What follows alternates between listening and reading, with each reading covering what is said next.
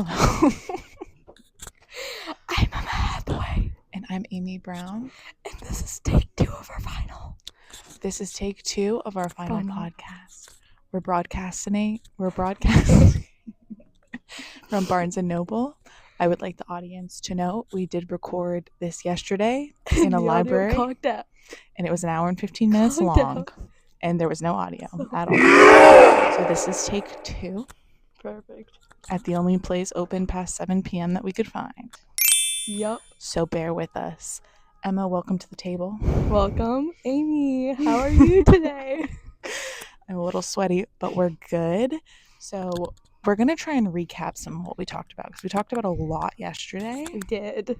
Quite a bit. And if we pause and take takes, bear with us. Yeah, we'll basically edit it together. Yeah, what is your general overview of this class? I don't know if I asked you that. My general overview of this class was just kind of telling me, like, not the policy process for social work, but what social work policy looks like. Because I know how policy works, but I wasn't sure how, like, social work played into it, I guess is what I mean to say. That's a great point. Yeah, I think it did a really good job of showing us how social workers have a role in policy, which it separated it a good amount, which was nice. I wonder if there's going to be feedback. We'll have to check. Yeah, it was a good class. You know, I really enjoyed it. It was a very loose class, which gave us a lot of freedom to explore. But you know what? I kind of like not having to listen to a lecture for 2.5 hours, because I had to do that with a stats class before. Yeah, I wouldn't make that. I would not make that at all in a stats class. Yeah, we really like Professor William, and we really enjoyed everyone who commented and who interacted. I don't know, people at the end made it sound like it got kind of heated. I don't know if I wasn't there for that. I didn't feel like it was heated, but I definitely think, like, I'm not saying you, but I definitely think, like, maybe me and you might have said some stuff that could have been, like, side-eye, but I don't think so. The only thing I think that could have been controversial was my slightly pro-punishment take on prison reform, which was not pro-punishment. Look, dude. Everything was fine until the pedophilia talk in that class. I was shocked by that. I was horrified. I was like, that was something. We won't start with that. We'll start with going over our overview. So, What did we learn about the history of social policy in the United States? Well, first comes to first, it was very Eurocentric, very white privilege. A lot of groups, like African Americans and Native Americans, did not get anything. Some of the other things that we learned about were the Hull House, Jane Addams, and I'm just going to call her Lowell. Her friend Lowell. I'm blanking on her first name. I'm not saying all of that. We learned about how she would kind of just walk around, like, the poor areas of town and cities to be, like, inspo for the poor people to, like, pick themselves up by their bootstraps. We also learned about how the church had a big impact with social welfare and social work, because they were willing to help out the community, once again, as long as you are white. And and then of course, like this, I already mentioned the settlement houses. The Gilded Age did highlight disparities, though. Land seizures from Latinos and Native Americans were still going on. And basically, policy reform began during the 1800s to the Progressive Era. And then the rise of the New Deal introduced things like, I have the notes on my phone. These are from the slides. The Great Depression changed everything because everyone was poor. This introduced the New Deal Act, and then the Social Security Act, public work jobs, and labor protection. Yes. And when we talked about the philosophies, we really highlighted how there was this, like, pick yourself up from your bootstraps concept, that, like, the poor just needed to, like, work harder, which was kind of, like, if you think about it, that was crazy. But also, like, counterintuitive to the fact that she was just going off of like vibes. Like Yeah. the rich women were just being like, the good vibes will pass on. And you know what? It's the thought that counts.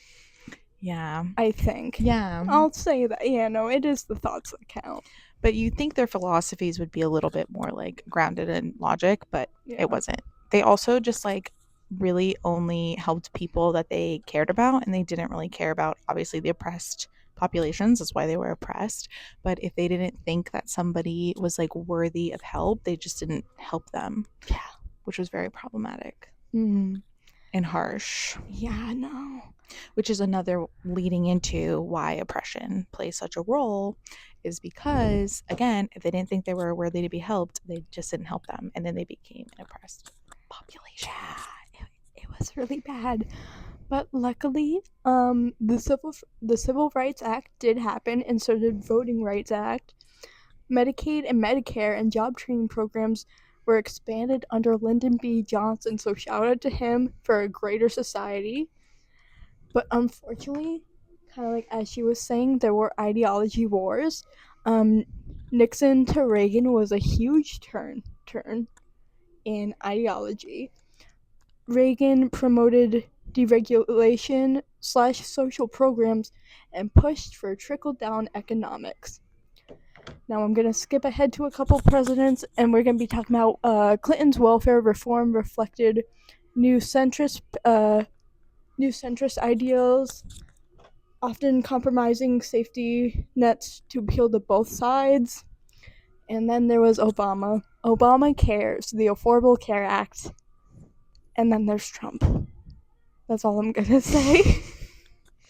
We could talk about that for a while. Yeah, we did yesterday.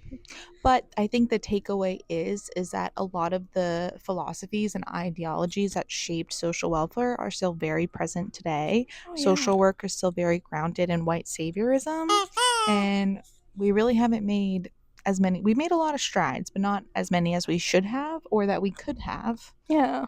There's a lot of work to do. And there's definitely going to be a lot of work after this presidential. Yes. We're gearing up for major reform, which is why I think, honestly, we have a few years to really know what we're talking about, and then we're moving. We should check the sound to make sure this is working. Yeah. Oh my God. Perfect. And we're back. We are back from that brief intermission from our sponsors. Shout out to BetterHelp. Actually, no. No shout out. Very bad. Yeah, actually, no. Actually, for someone qualified, preferably. Do not do virtual unless a actual therapist is doing virtual. Offers virtual. Yeah, we're not supporting BetterHelp because why are you profiting off of therapy? And then, not to mention, they're so under. They aren't good. Yeah, I've heard horror stories. Like, we should not be capitalizing on people's trauma. Oh yeah. BetterHelp. Moving on. Anyway, social work and advocacy. Reflecting on the origins of the social work profession. What do you think? I feel like advocacy has always been a very centered part of social work, because without social workers, nothing, I hate saying it, but like nothing would get done because no one else would be willing to talk about it. And you can't work with oppressed groups and not advocate. Like, what would the profession look like without advocacy? You know what I mean? Like, it would be very counterproductive. Yeah, no, I agree. Like, what would they be doing? I don't know. And I did want to mention this too. The NASW does have an entire tab on their website called advocacy, and then they have subgroupings for like how to talk to your elected representatives, how to support a bill, how to like not peacefully protest, but like peacefully protest, how to like get out there. It's a lot of training for not just social workers, but a lot of people who may not be in the social work profession who just don't know how to advocate.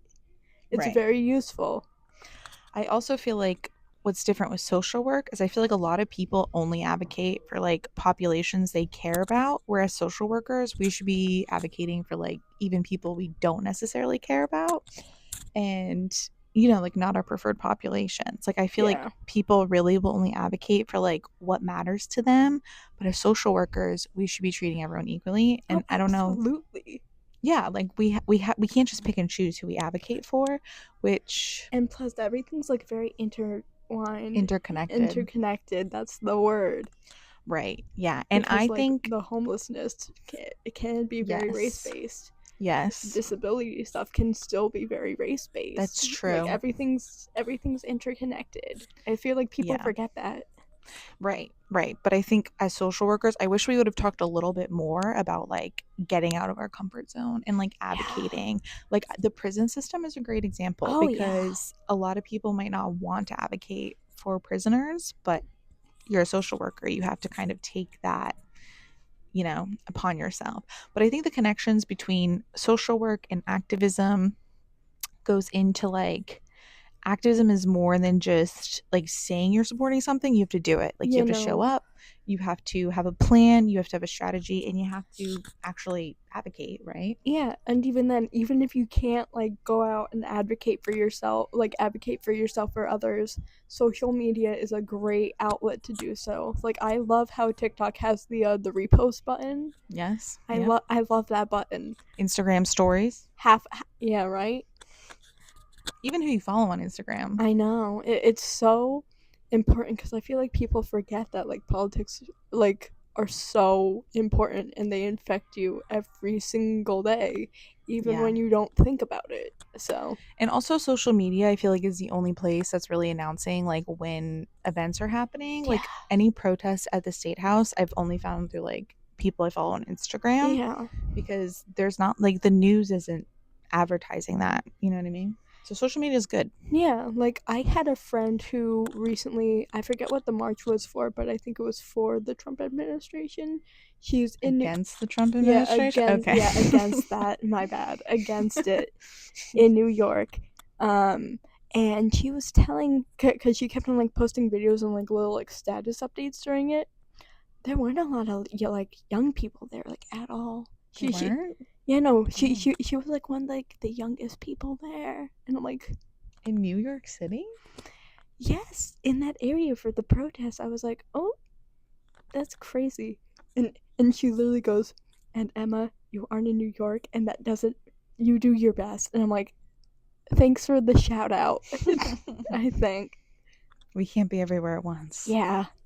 I don't know. The protests, we kind of talked about that yesterday, but it is an interesting topic because they haven't been violent and they're typically not violent, but I think the question of how effective are they comes into the role. So yesterday we were saying like it's good to spread awareness, but it is interesting to think about like what is it fully accomplishing? You know what I mean? I feel like protests are really, really efficient, and I don't think that they Oh, necessarily are violent, but I think violent people see protests and they kind of see it as an opportunity to like wreak havoc, and then that's that a kind of good brings the point. entire movement down.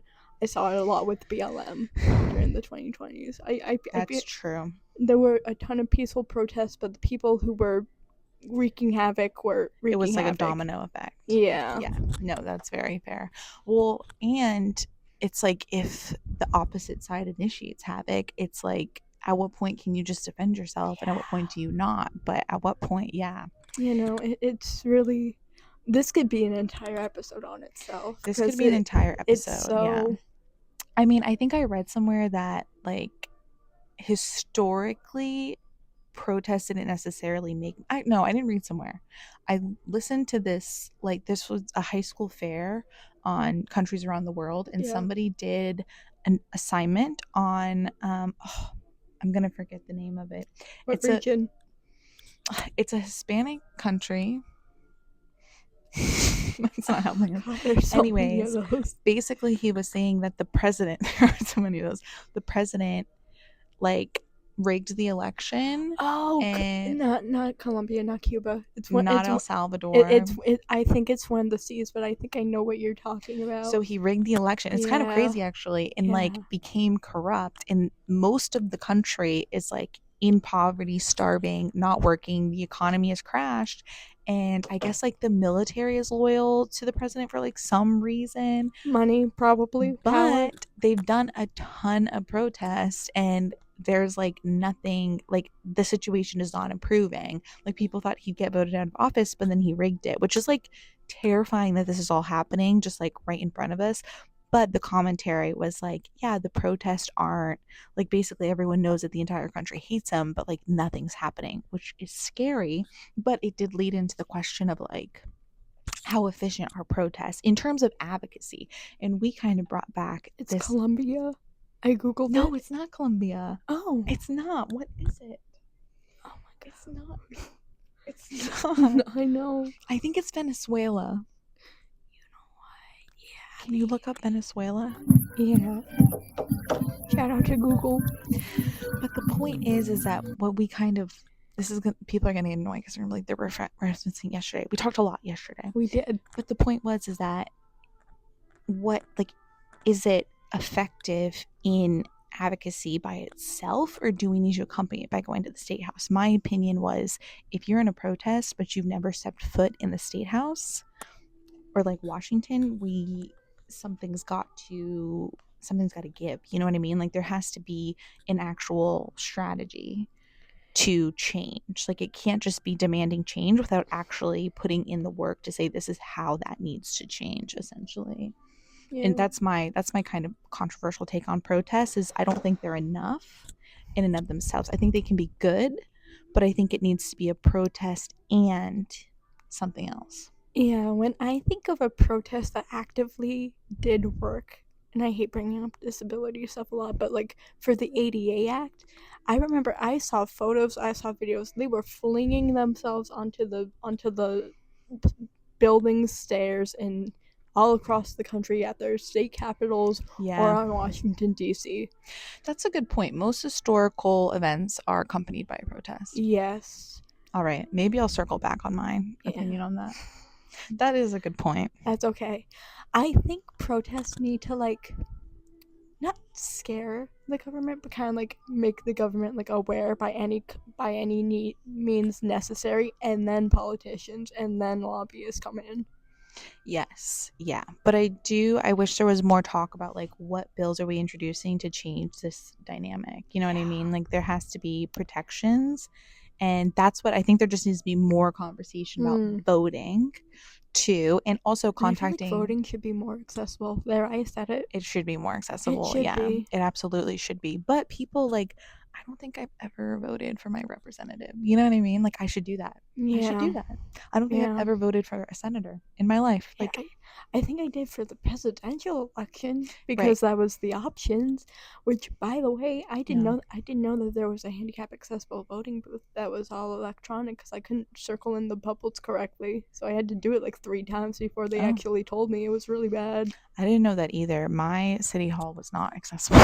Yeah, no. It was very rough. You know, once again, policy should be made more accessible for everyone. Which we're working on, by the way. We totally are. Which like, if you guys were in the last class, you heard us say this story, but like, it's going to be a process of like you continuing to go to the state house and like working through that system so it's down pat. Because when we ask for a wheelchair, there better be a wheelchair, and they're going to put away their own wheelchair because they literally get paid to do that. Yeah, like we pay them to do that. But we're gonna work out those kinks. Oh yeah, no, we're definitely gonna be going to the state house. They're gonna have to redo something. Yeah, because like it's maybe open up another entrance. Yeah, like I don't know. Literally anything. Something. Get more handicap parking. Yeah. Providence, get more handicap parking. I'll say it. Yeah. Get it done. Actually, just get parking in general, because why is there not a parking lot for the state house? Why is our tax money not going towards our parking? The parking wasn't safe for us. There's no parking. There's no parking. It's ridiculous. We're working on that, and a vending machine. Yeah.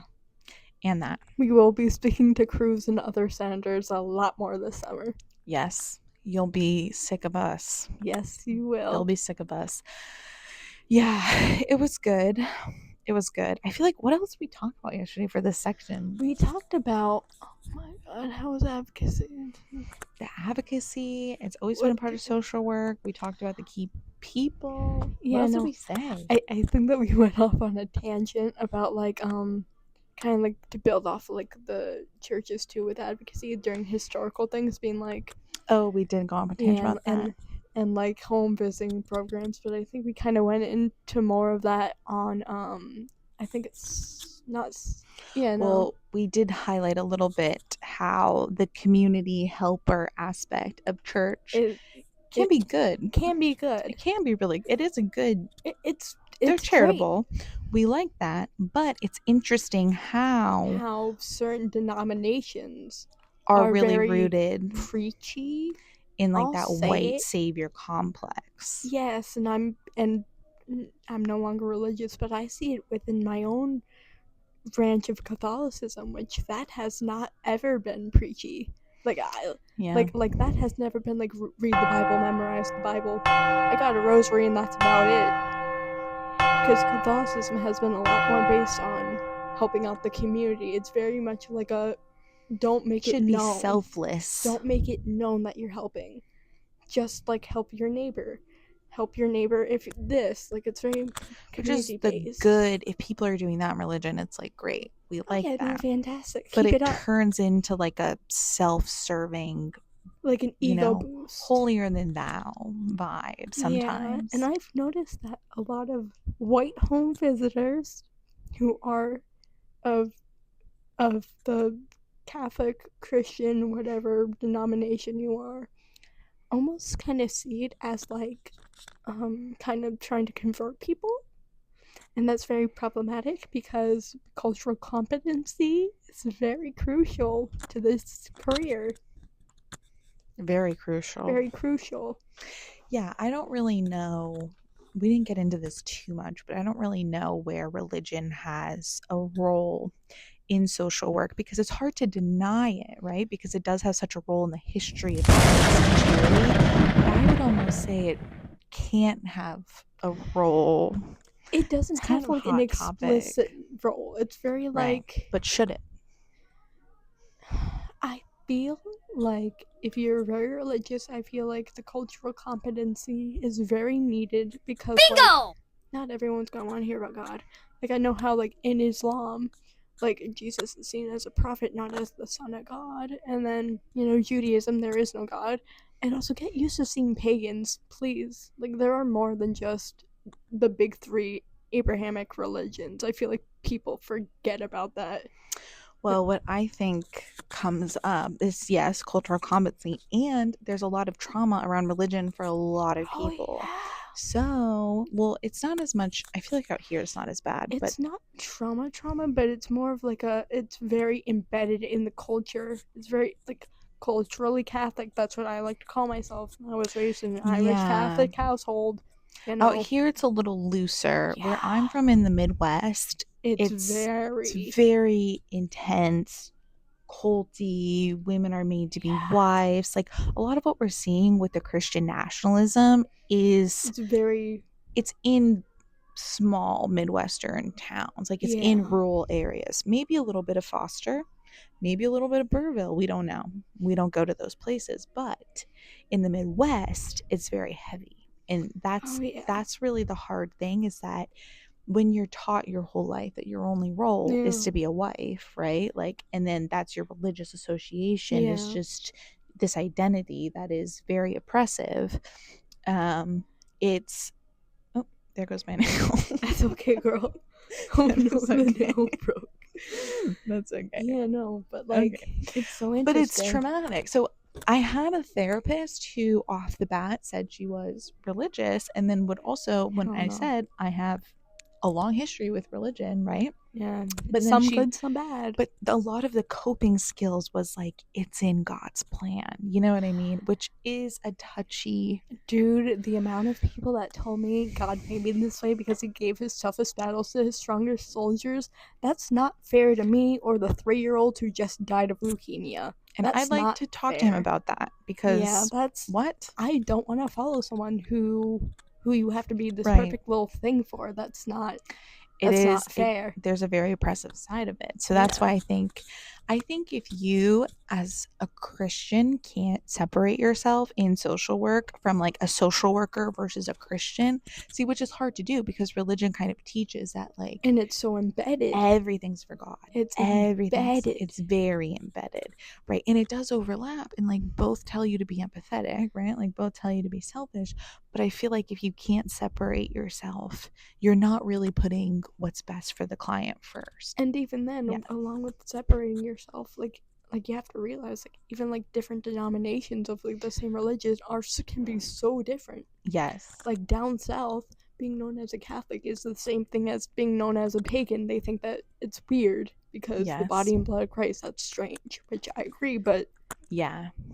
That's a long conversation, but I think overall there needs to be some separation of like social work in the church. separation of church and state. Shout out to Rhode Island for being the first state to ever do that. And shout out to my 10th great grandmother for Anne Hutchinson for leaving the Puritan, Massachusetts area. Shout out to her. She's your grandmother? Yeah, 10th great grandmother. And that's fun. 10th grade grandmother? 10th great. Oh. 10th great grandmother. Yeah, no, that one kid that survived somehow trickled down to me. So that's fun. We got to keep family trees going. Yeah. We're running out of Not kids. for me though. Sorry, Mom. Yeah. You got 3 other kids. You got a son that has a girlfriend. He'll be fine. Yeah. They'll be kids. Yeah, I think I don't even really know what else we said about that, but I think it was just about, social work, policy, developing. It needs to develop. It needs to continue on. I think that we also talked about how we've noticed that a lot of social workers are going private practice. Oh, we did touch on that. Like private practice therapist, which is fine. You can be a therapist, but like it's weird to be a social worker and be a private practice. Yeah. I'll say that. We're anti-private practice here. Because your job is based in advocacy, and how can you advocate if you're a therapist? You can advocate for better mental health, I know that. But how can you do that and be private and maybe not accept someone because of their like insurance or whatever? Like that's weird. Right. Well, it goes back to the whole full circle of like you can't pick and choose who you advocate for. Yeah. So it's like you're kind of being selected by only taking a certain clientele who are inherently a little bit more privileged if they have the ability to go to a private therapist, right? So it's like if you're not really in a position where like you're in the community or taking pro bono. Also, we did touch on this heavily. If you're circle of trauma. Yes, because again, you do have more of a savior complex if you're in that exclusively helper role and you're not really seeing them where they're at. But if you're just wanting to sit in like a cozy office, there's so many other jobs you can do that in. Yeah. You shouldn't pursue social work. Yeah, social work is not it. Like you should be. We really got into this yesterday. Yeah. You need to be willing to be uncomfortable. You have to be empathetic. You have to be sympathetic, but you can't be too empathetic because you can develop second-degree trauma. You have to have boundaries. You have to be boundaries, but you also have to realize social work, especially if you're like a home visitor or anything else, you're on call 24/7, 365 days. Fucking ass up and work. It seems like nobody wants to work these days. You have to surround yourself with people that want to work. Get your fucking ass up and work. Long days. Think of it like a nurse. Like nurses can work like 16-hour shifts. Think of it like a nurse, except you do take it home. And I think we should advocate for better pay. I don't think bad working conditions should equal bad pay. You know what I mean? I don't think we should be taking bad benefits or anything like that. But I think in terms of the environment itself, we have to meet people where they're at because nobody else is doing that. And if social workers aren't doing that, what are we doing? You know what I mean? Like, I just think people that exclusively want to be a therapist, go be a mental health counselor. Yeah, like be a mental health counselor. I heard that a lot in my social work classes, both in this one and in my intro to social work class, because I was the only one who mentioned macro. And my teacher was like, oh, I wasn't expecting anyone to know macro. And I'm like, babes, I Googled everything about the career before I decided to major in it. And I hope that other people did. They didn't. Because I was like horrified by like all the private therapist stuff. I'm also horrified by them, but I don't want to. I could never be a therapist. I could, but I have controversial opinions on therapists. I like therapy. I'm actually looking for a therapist if anyone knows anyone, but I feel like therapists don't know how to handle clients who already know their issues. So I saw a therapist for a while who was a strictly person-centered therapist. What do you mean by I that? have never, I'll tell you, because I've never wasted so much time and money in my entire life to make zero progress. A person-centered therapist, basically, from my understanding, okay, I haven't taken a modalities class yet, so bear with me. But from my understanding, basically what they do is like, it's all driven and about the person. So like they'll sit there and they will like ask questions How and kind do of like you feel about it? Yeah, like prompt the conversation, and then you'll say something and they'll intentionally not respond to like give you the space to explore it and like think of something else you want to say around it, right?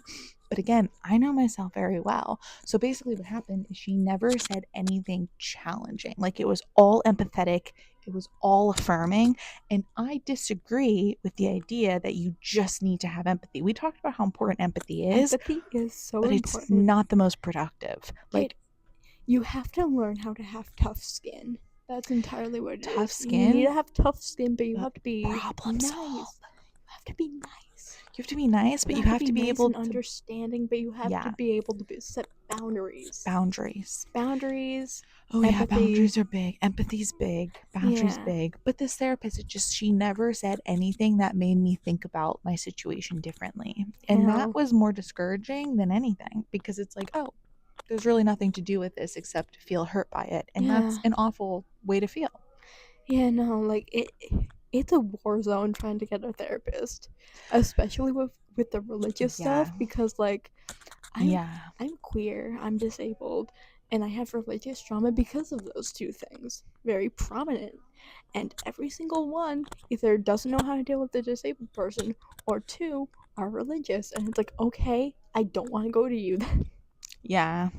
My thing is, if in your modality section it only says CBT and DBT, I'm not going to you, because both of those are very, to me, just like everyone knows those to some extent. And if you don't, you will, because CBT is like all people do ever, which is fine. They're fine modalities, but they're not my bread and butter personally. I think I've been fine 20 years without a therapist. I've dealt with everything that I had to do. I'm coping. But, and we got into this yesterday, it is support. As a social worker, you need to be able to not be triggered, and you have to, if you are getting triggered by situations that are triggering, don't do it. You need to work, and you need to get to a point where you can be in that situation and cope with it. And like, sometimes you have to go to therapy for that. Like, as a social worker, we're gonna have to deal with our own stuff in order to not have our stuff get in the way of other people's. Get ready to be called a slur. Even if you don't fit the slur, get ready to be called a slur. Well, I probably won't be called a slur, but like, you never know. But here's the thing, you never know. That's true. But I think like, if you have something you're triggered, like really triggers you, right? So it's like, for example, I have a dead parent. So if there's somebody responding to grief in like a very triggering way, I have to be in a place where I can compartmentalize that and say, this is not about me, this is about them, right? Like, that's what you have to do. So I think if you're not willing to work on your own stuff, don't be a social worker. Like, don't do it. Just don't do it.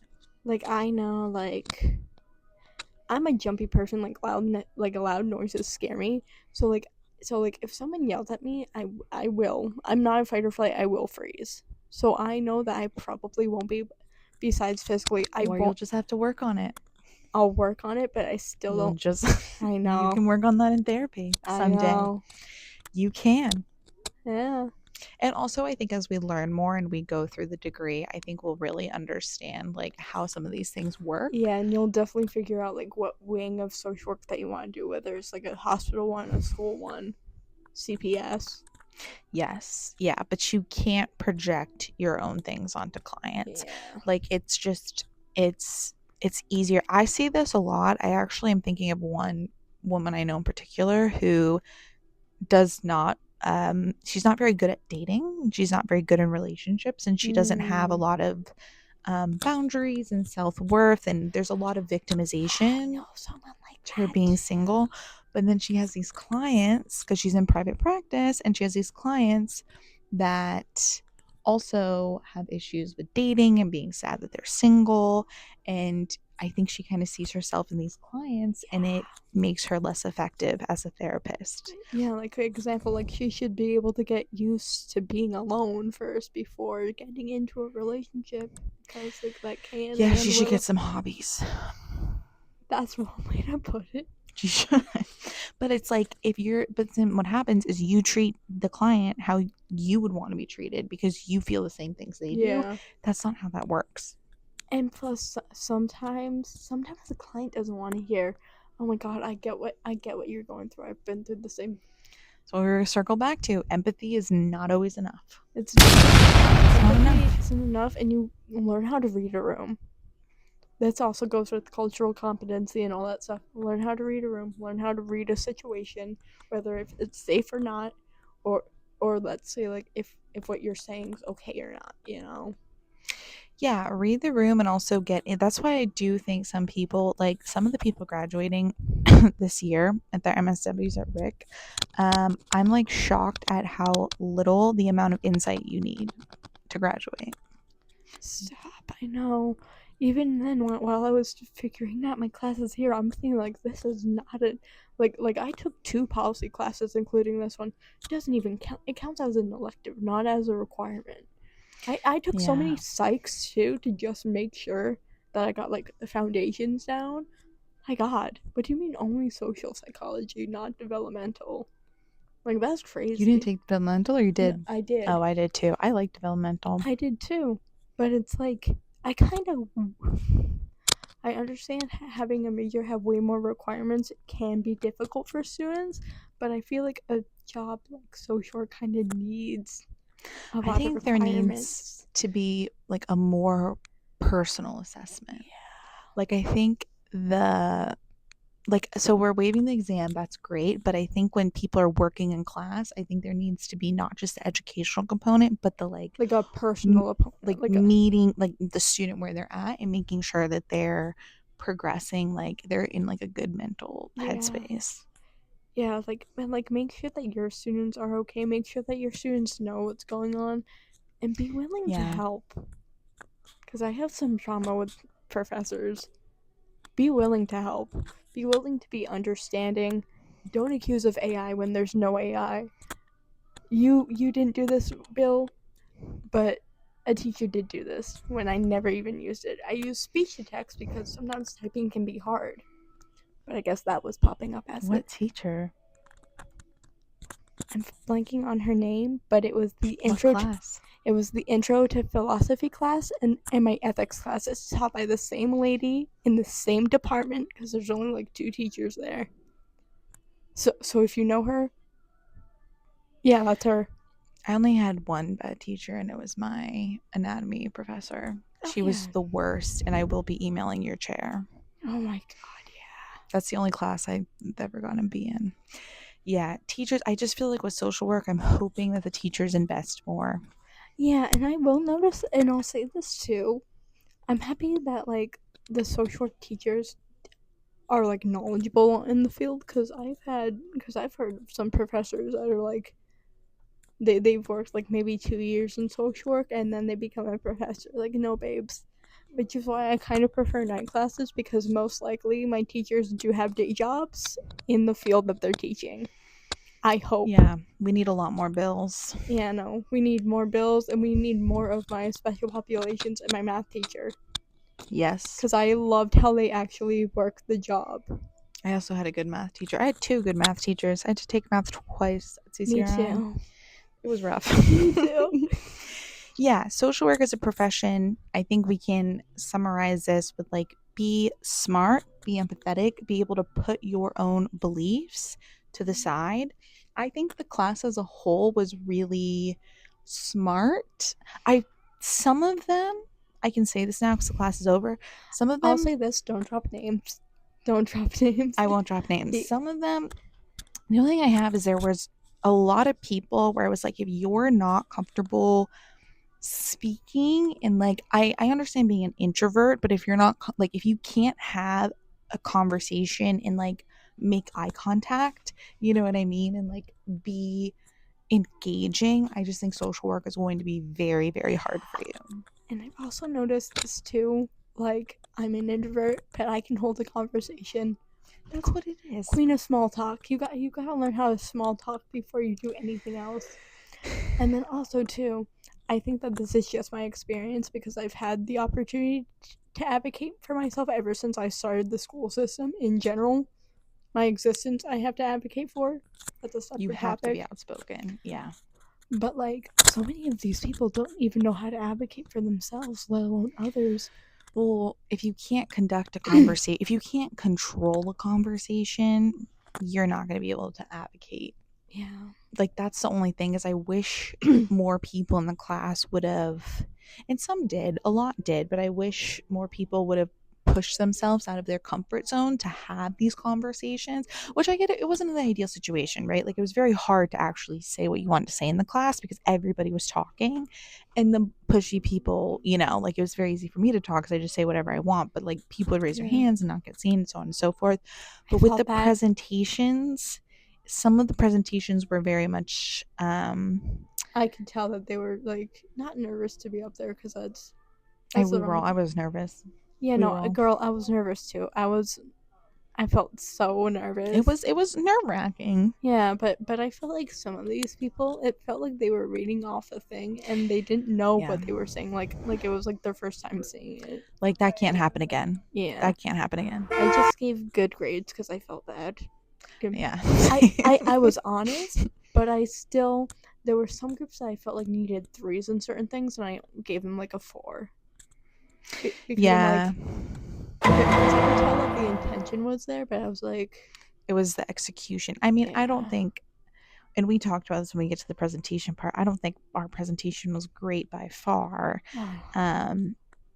But there was just, I think overall as a class we could have performed better, me included. But yeah, I think everybody in the class has the potential to be a great social worker except that one girl.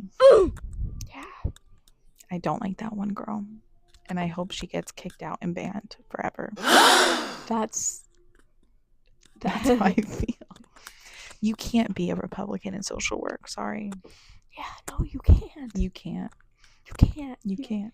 You can't. You can't. You can't. You can't be a Republican. Maybe like a very loose Republican, maybe. but not a Trump supporter. Yeah, no. No, we're just doing Don't worry about it. You're fine. You're fine. You're fine. No, you're fine. It's very candid. Yeah, no, but you can't be a Republican. Yeah, you can't. Not in this economy. No. Maybe our job's inherently political, and it's inherently Bush a liberal. Republican? Maybe in the Bush era. Yeah. Was Bush a Republican?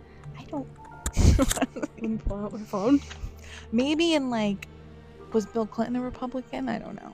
I should know this. Maybe in that era, you know what I mean, when Republicans were just old white guys who had affairs. But in this economy, you can't do that. So that one girl needs to exit the class, get expelled, go into student debt, and not get a degree. Oh my. Okay. Maybe change your major. But if you're gonna be disrespectful and if you're gonna cackle, don't be a social worker. Yeah, no, I wasn't expecting the get expelled of debt. Because my biggest thing with social work is you need to be mentally prepared to decrease harm and focus on harm reduction in every aspect. And if you are somebody who is not self-aware enough to know when you're being rude, that can cause harm, or that can cause a lot of harm. Yeah, like, it's a very vulnerable job. Like, you need to be very intentional about that. And here's the thing, and this goes for everyone. You have to be willing to listen to criticisms and grow. You have to be like, because not everyone's right. We're human. Not everyone's correct. That's true. You have to learn. You have to hear from every single side. Usually there is one side that is wrong, though. But yeah, no, you just especially especially with the divide politic-wise. Like, I feel it's so much more than it was, like, even during Obama. Like it was bad, but it keeps on getting worse. Yeah. My teacher, my social psychology teacher this semester actually showed us like a graph showing like how not far left, far right, but like how far ideation being strong is currently. Yeah, we're a lot more polarized, which normally I would say that's a bad thing, right? Like we want to be more tolerant of both sides, but I'm kind of getting away from that only because one side just they don't want to listen. It's getting to be life and death. Like it's getting to be people's well-being and like lives. You know what I mean? Like this isn't about the way the governments run even. It's way beyond that. Like this is about like people of color having justice. You know what I mean? Yeah, the pay gap. That's still a thing. Yeah, like if it's not polarizing, I don't know what it would be, because if it was tolerant of both sides, I feel like one side is always going to stomp on the other. Yeah, and I will say this too. I think he mentioned this, like read multiple types of website, like news websites. I feel like that's so important that's so crucial to understand like every single side of the perspective, and then also like I hate saying enemy, but almost like the enemy side of the perspective too. Oh yeah, I read Fox News, but don't take it seriously. I've listened to some Rush Limbaugh in my day to try and understand the minds of haters, and it is very hateful. That's the hard thing about it, is it is very, very, whereas like it's hateful, it's loud, and there's not a lot of evidence behind it. There's no evidence. It's all made up. Yeah, no, there's always, oh my god, that doctor who said vaccines cause autism, I'm happy that you lost your doctor license. You should die. Yeah. I hate him so much. Yeah. Because again, this is about reducing harm, and people, they're carelessly inflicting harm, and we're just not doing that, and it's not acceptable. And that's the thing, is that like the liberal ideology, I'm not saying it's perfect, but we're fighting for human rights. It's far from perfect. It's far from perfect, but we're the general consensus is we want everyone to have rights. Yeah. And if you're not going to think that way as a social worker, be a mental health counselor. Yeah. That's all I'll say. Even then, maybe not be a behavioral mental health counselor. Maybe be an like, accountant. Yeah. Work with numbers. Be a communications major. Yeah. Communications major. Yeah. That's good. That's a good. we can sum up that section. Yeah. Moving on. The policy presentation reflection. How did we think of Miguel and Tara? The goats, along with Bill. Once again, call me a glazer. I'll stay glazing. Yeah, I feel like we don't have to go too much into this because we did yesterday. I'll say, again, changed my life. I am, for the first time in my life, engaging in politics, which is very fun and cool for me, and I think Miguel just made it very accessible. He made it fun and cool, which isn't easy to do. I loved how personable Miguel was. I love how once again it didn't feel like a lecture. He wanted us to ask as many questions as we possibly could. I was overwhelmed and I could not think of any. I talked to him after class though, due to personal beliefs that I have, because he focused on homelessness, and I was talking about like disability checks and having to like be homeless or not, or getting medical equipment or not, and he really appreciated hearing my opinion on that, because like no one ever did. And I was like, oh. Well, and I think it was effective because a lot of people I still meet, even at the State House, who are very involved in politics, they're very like suit and tie-y and like official. He was just like a guy, you know what I mean? No, he was just a dude having fun. He felt like a dude that I like met maybe years ago from like a sibling's friend who just happened to go into politics. Like that's someone I'd run into at Hot Club. You know what I mean? That's just a guy. You know what? I'd probably see him at the gym, and you know what? Maybe I'll strike up a conversation.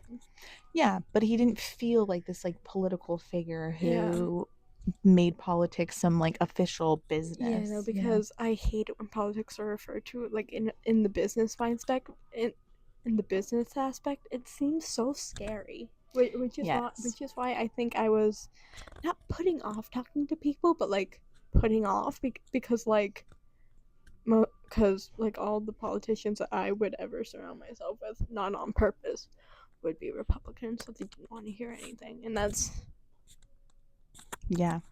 I think with Miguel, what was so nice too is like there was a passion for it, but it wasn't like it didn't make you feel guilty. It just made you feel excited to be a part of it, you know. And he also like the fact that he wasn't always in policy, the fact that he started out at the PPAC Center and just so happened to go into it made me realize like, oh, like the everyday average person can do it. But then I was like, oh, the everyday average person can do it.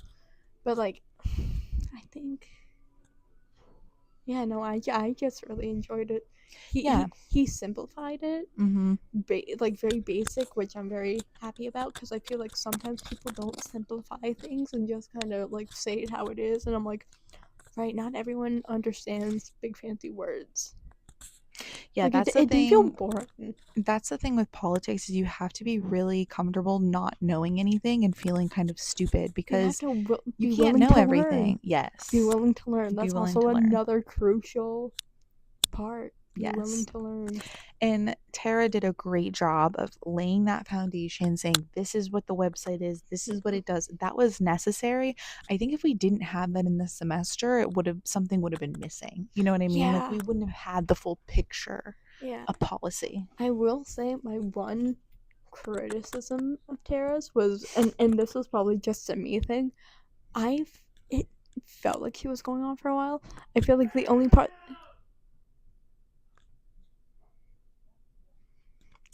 you guys might see our crisis de-escalation skills firsthand.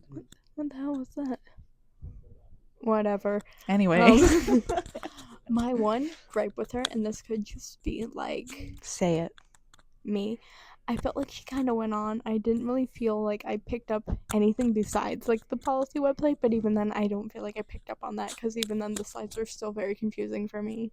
That's fair. Fair. She seemed personable. I love how she said tell a personable story and everything, but I was just like... That's fair. All mechanics are hard, Yeah, all I picked up on was Ripen, the name, the website, and how to tell your story, because you have to tell your story. That's it. Yeah. Straight up. Well, the thing with the website is I didn't really grasp it until I used it a lot. So, like, it all kind of looks the same. So I can understand where you're coming from with that because I really liked, like, it's knowing that information was there. Text. Yeah, but it is confusing until you, like, it's definitely a site you have to, like, use. Like, it's not a site you can just browse. Like, you have to know how to get into it. But I got beef with all types of government websites, whether it's local or not, with being super inaccessible, and even then their accessible version of the websites are worse. They're worse. Yeah, I'm more comfortable using them now for sure after I've used them for like months. Like the past couple months, like anytime at the State House, I'm going to the list of House of Representatives and I'm looking up who they are, their names. So it gets better, but it's definitely not initially easy by any, like you have to want to be on there, which is hard, you know. It doesn't really pull you in. Yeah, no. It almost feels like one of those like websites that like you aren't supposed to know about. Yeah, that's true. That's how it feels. And why do they call it the General Assembly? I don't know. It's not general, but yeah, I don't know. Yeah, no, like I remember you mentioned like, you know, like find bills that interest you, and I'm reading these bills and I'm like, what does it say? You have to sort through them like really thoroughly. Like I have to sort basically by like topic, because if I sort, like now that I know who a lot of them are, I can sort through, like I know what supports like what types of bills. Yeah. But if you don't know that, it's too much. Like you have to look for like disability the and then sponsors. Because I care about so many topics that like I don't think I can truly pinpoint down on just one. Yeah. Like I care about the prison reform. Fun fact, I almost joined your group. Oh. I almost did because... You probably got a higher grade that you didn't. Well, here's the thing. So many people don't talk about the prison group, but I didn't want to bring it up because I didn't want to be the only one. and then I heard it, and then I'm like, but I'm already in a group and I feel bad. This is a great segue into reflecting on our projects. Yes. Reflecting on the policy. Yeah. Medicaid and Medicare stuff is so hard to find on the internet because everything just repeats. Everything repeats. And I felt like our slides repeated a lot. Everything repeated. It's also something that I feel like It's unless super it niche. directly impacts you, you just don't know anything about. Like, I mean, my brother has Medicaid and Medicare. He has like a dual because he has a disability, but I feel like if I didn't have that experience with him directly, I wouldn't even know what they are. I know, and I'm probably gonna get this backwards, even though that it was my group. I think Medicaid is for elderly and like the not severely disabled, but like the severely disabled. That's how I'm gonna word it. And then Medicaid is kind of like for all. Unless, did I say Medicaid twice? I don't even know. Either way, Medicare, old people and like severely disabled. Medicaid, everyone. Yeah. Well, so you had a pretty good group experience, though. Yeah. Yeah. Right? I rocked with my group. I'm happy that I kind of talked to people because, not to toot my own horn, but I did. It's not that my group members didn't want to do Medicaid. They didn't know what they wanted to do. So I was like hey, want to do this, and that's how I got my group members. It's a hot topic now. It's coming up more than it probably has in a while. No shout out for you, Dr. Oz. No shout out for you. Why are you in charge of it? Dr. Oz. Why are you in charge of it? Get out of here. Go back on TV. Go back on TV. Don't. Start a YouTube channel or something. Go on Kick. Leave individuals with disabilities alone. Yeah, go on Kick. Actually, maybe don't go on Kick. Well, here's the thing. Children on that app. Well, here's the thing. His audience would be on Kick. Yeah, that's fair. They would not be on Twitch. Yeah, you're right. That's correct. I don't even know who his audience would be. Like my grandmother? I don't know. Yeah, no, my grandmother watched him. I remember it being Bold and Beautiful, Young and the Restless, and Dr. Oz were her big three, and then Jeopardy, and would spin the wheel at night. Yeah, we were definitely PBS family. Yeah, my group. Shout out to PBS. I'll fund you. You don't need our government. The government only covers 16%, and then the other 84 is from viewers. Send us an email, PBS. So viewers like you matter, kind of like what the ads would say. Arthur was my favorite show for years.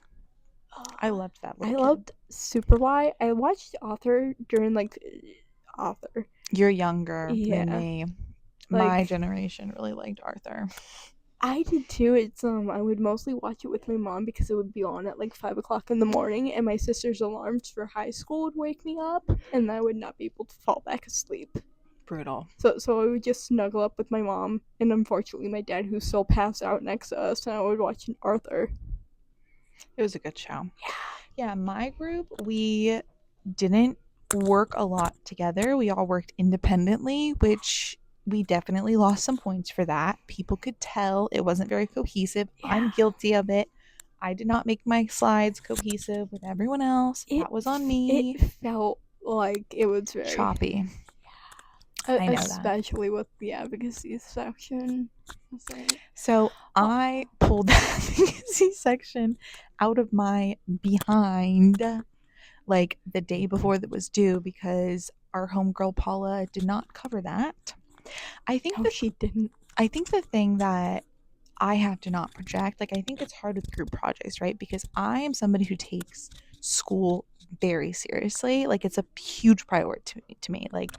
I didn't in high school, but definitely now that I'm in college, I'm I gotta get this done. College, I'm paying for this class. Yeah, right. I'm gonna get an A. I'm gonna get an A. For me, I think I'm also it is upsetting if I do not well on an assignment. If I bomb a test, I'm upset by it. So I think it's hard, and I lose respect for people who aren't taking it as serious, even though realistically, right, they might have things going on in their life that would make it less of a priority. But it was hard she wasn't there for 4 or 5 classes. It's not to throw shade. It's she just wasn't even there for the presentations at first. No, her first time seeing the felt nervous for you presentation. guys. I was like, oh. Her first time seeing it was when we presented it for the final, which again, it's not personal for her. I just think like as a team member, I think as a team member, it was just hard for me to feel good about it because she just wasn't there. So it was like, that was, again, we all divided into sections. So because she wasn't there, it was just that section was always going to be like, we had no idea what she was going to present, which is insane. If you like, which is on us too, like, which is on us. We definitely were not texting her being like, hey, what are you doing? But, and again, she probably had life things, but life does happen, but like, do it at 3 a.m. I work 2 jobs. I work 65 hours a week and I do school full time, and I take school so seriously, because to me, like, social work and being a social worker is such a priority. So, and I'm not saying it's not for her, but it just didn't seem like it based off the effort. This is not, again, Paula, you're not watching this. No one's probably watching this. We're almost at an hour. But as a team member, we'll cut this down. Well, I don't know how we're gonna cut it down. We might cut it down. Yeah, we might just submit it. There's software that might be able to do it that won't make you go through a paywall. Actually, I think that there is on the phone. I feel like we can just submit the 1 hour. Yeah, we'll be fine. We can wrap this up shortly. Yeah. We'll get it right at an hour. I think. Yeah, so I learned that I don't work well in a group. I'm not a group worker. I get frustrated. And honestly, Stacy and Alani were really great. I think I worked very, very well with them and got along very well with them. So no complaints on their part. And I thought their sections were really good. Yeah. It was just like, again, I work better independently anyways, but I did not advocate for our group very well. And that's on me. That's on me at the end of the day. But not a good team member. We were not a good group. We probably got a little generous of a grade. But that's okay. We live and we learn, you know? Yeah, that's what I felt too. Like getting the grade that we did, I'm like, I felt like we went on forever, which we did. Yeah. We did. I wasn't there for the whole thing, and I can say yeah. I love my group members. Shout out to you guys. I love you guys. I just wish that we kind of did it in the way of like each person got a section, not like each person did like 1 or 2 questions from each section. That would have been smarter. Yeah, looking back at it, it would have been a lot smarter. Shout out to Ashley for not making me be the group leader. Shout out to her for taking the lead, because I was dreading having to do that for like the 20th time, because it always happens. But I'm happy that I work with someone who's just as anxious as me. Everyone in my group was, but like especially me and Ashley. I felt that on a spiritual level. We were not anxious. Our group was the opposite of anxious. You guys are almost too relaxed. We were very relaxed. In my defense, I did put a lot of effort into my slides. Like, I did work very hard to like do the research, and to me they looked presentable, but I'm sure to everyone else it looked like they were made by a 5-year-old. But I did put effort I liked it. I put a lot of effort in, believe it or not. Shout out to Slides Going, Carnival Slides, or whatever the websites that we get our fancy dancy slide decorations from. I did PowerPoint. That's it. I was fighting for my life on PowerPoint. I probably logged a good 7 hours on that stupid thing, but I did it, and it was my first time using it, and I did it. You know. Imagine using PowerPoint and not Google Slides. Could be me, but I couldn't figure out Google Slides. Isn't that awful? I'll teach you. It's so much easier. It's so much more efficient. I don't want to know. But yeah, no, my group. Shout out to my group. I do think we did meet on like the virtual like meeting thing a lot, but like I felt like we should have like run through like the physical presentation itself and not just like did the presentation, not just like put the stuff on the slides and then present the next time that we had class. We could have improved the group process. Yeah. As a whole. Because I felt like that's okay. Because I felt like once again ours went on for long, because we were told and we did follow the have very simple points on the slideshow, but my group wanted to make, and my group mates made flashcards for like more stuff, and I'm thinking, I'm just gonna read off the slides, which I did see that in your notes, and I'm sorry for doing it. But like if I didn't do that, then I probably would have been shaking like a chihuahua. Because I felt confident enough to be able to like just talk about anything else I needed to do, which I didn't. Kamalish covered that. Shout out to her. But yeah, no, I just felt like we should have like, instead of just cohesive. Like talking about it, we should have like talked about it and been like, this is what we're gonna say, or like about what we're gonna say, and we should have like timed ourselves for each one of our slides.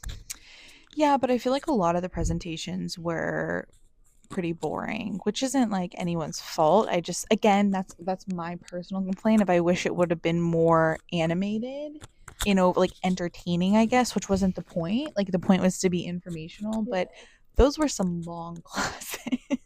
And here's the thing, like 2.5 hours, you can only do like 3 groups. Yeah. A thing, and even then we had to do 3 classes to do 4 groups. But I don't think that, I mean, it's someone's fault. Like we didn't put that much effort in. No. Ours was still like 25 minutes, you know. We did our effort. We did our best. That's all. And you got a good grade. We did it. You got a good grade. We both got good grades. We did it. You got a better grade than I did, but we did. Yeah, we talked about this yesterday, remember? Oh yeah. Didn't you get like a 55? 56. Yeah. I think we got a 50. There was a couple harsh critics. There was a couple haters. But that's okay. And here's the thing. I will definitely say when it came to your group, I felt comfortable since I knew you. And I kind of knew Stacy because she was in one of my classes. We didn't really talk a lot, but she was in one of my classes. So I was happy to see a face that I knew. But so I felt more comfortable being more honest. Oh, yeah. We welcomed the honesty. We wanted it. We were not upset at the honesty at all. I mean, again, we own it. We did not have our lives together. Yeah. We could have chatted a little more. It's over. It's over. It's done. It's over. It was a great class. I don't know if anyone watched this whole thing, but I think he's posting it on the Blackboard too. But they're not gonna watch the whole thing. No. I doubt people are actually gonna click on it. But no one's watching this. No one's watching. This is between us and God, and maybe Bill, if he feels like it. And maybe Bill. Well, here's the thing. He'll have to watch through all of this. No, he does not. Yeah, true. He does not have He'll to probably watch skip ahead a couple times know. to get to each section. But I'm happy that you gave us this opportunity to not have to write a paper, because can I? Yes. Did I want to? No, because low-key I forgot about it. I didn't even know about it till you mentioned it on Thursday, and then I was like, I feel nauseous. I knew about it. But she made eye contact with me and was like, podcast, and I'm like, I knew about it, and I tried to start it, and I was struggling, so this was the right call. Yeah, no. If teachers ever offer this again, I gotta do this. I did the same thing for my special population class. Yeah. You'll be seeing more of us. Yeah. We might even make a podcast. Who knows? Who knows? Who knows? All right, we're gonna end it in exactly 1 hour. I can't even see what the time is. Thank you for watching. Thank you. And you'll see more of us soon. Yeah. Bye. Bye.